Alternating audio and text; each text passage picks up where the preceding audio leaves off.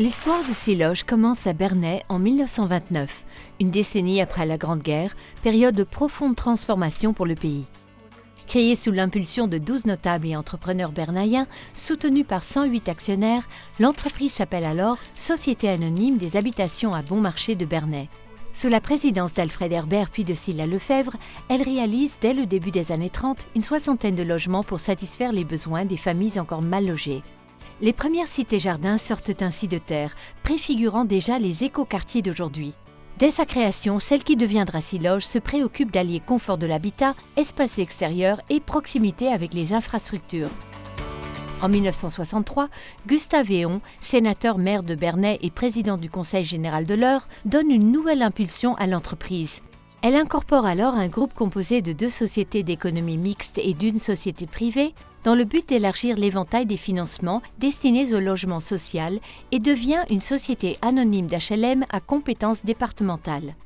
C'est le début de l'ère de la construction des grands ensembles, des zones d'urbanisation prioritaire et des quartiers nouveaux.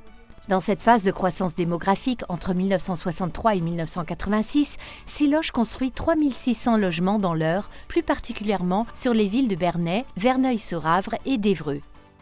En 1981, l'entreprise prend son nom actuel de Société immobilière du logement de l'Eure, société anonyme d'HLM Siloge.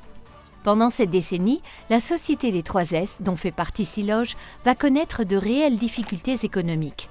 En 1986, sur proposition de son président Jacques Demers, avec l'aide de son directeur général Jean-Claude Dortel, et désormais doté d'une équipe et d'un conseil d'administration renforcé, Siloge prend son indépendance.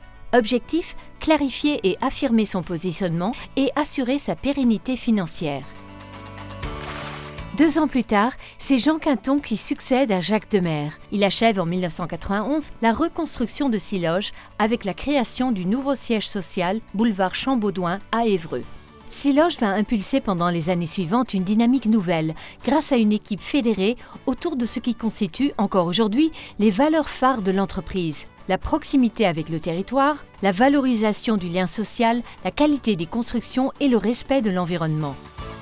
Jusqu'à la fin des années 2000 se succéderont à la tête de l'entreprise Jean-Claude Dortel, puis Claudine Blanchet et son équipe qui lui succédera. En 2004, la loi Borloo réglemente la répartition du capital des sociétés anonymes d'HLM et induit un pacte d'actionnaires majoritaires. Avec l'appui du logement familial de l'Eure, de la société anonyme du patronat de l'Eure et du groupement interprofessionnel de l'Eure, Siloge opère un tournant important en affirmant la prédominance des collectivités territoriales de Bernay, Verneuil-sur-Avre et Évreux dans son actionnariat.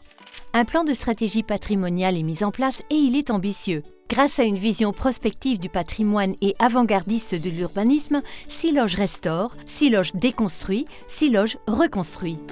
Les notions telles que durable ou mieux vivre prennent toujours tout leur sens pour Siloge, qui n'a pas attendu la réglementation pour allier habitat et habiter, confort et vivre ensemble. En clair, pour offrir le meilleur du logement au plus grand nombre. Dès 2004, Siloge obtient ainsi la première distinction Habitat et Environnement à Pont-Audemer. En 2010, elle livre à Alizay le premier bâtiment de la région Nord-Ouest certifié bâtiment basse consommation.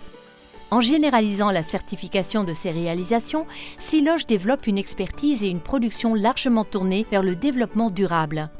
En 2016, à Val-de-Reuil, elle conçoit le premier écoquartier labellisé de Normandie, inspirant déjà d'autres quartiers vers le territoire. En plus de ces exigences techniques et environnementales, Siloge formalise en 2015 une démarche de responsabilité sociétale d'entreprise qu'elle met au cœur de ses actions.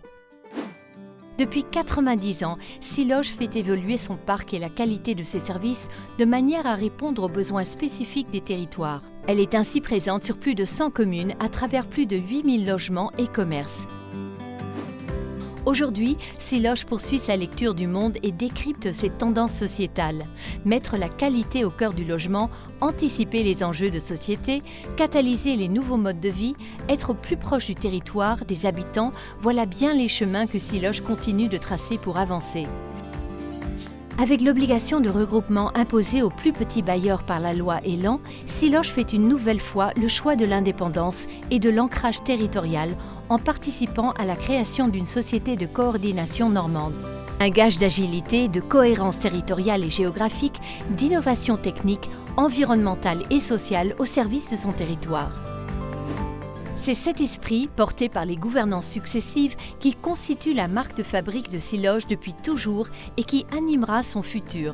C'est ce qui fait la force et la singularité de Siloge, toujours au service de l'intérêt général et local.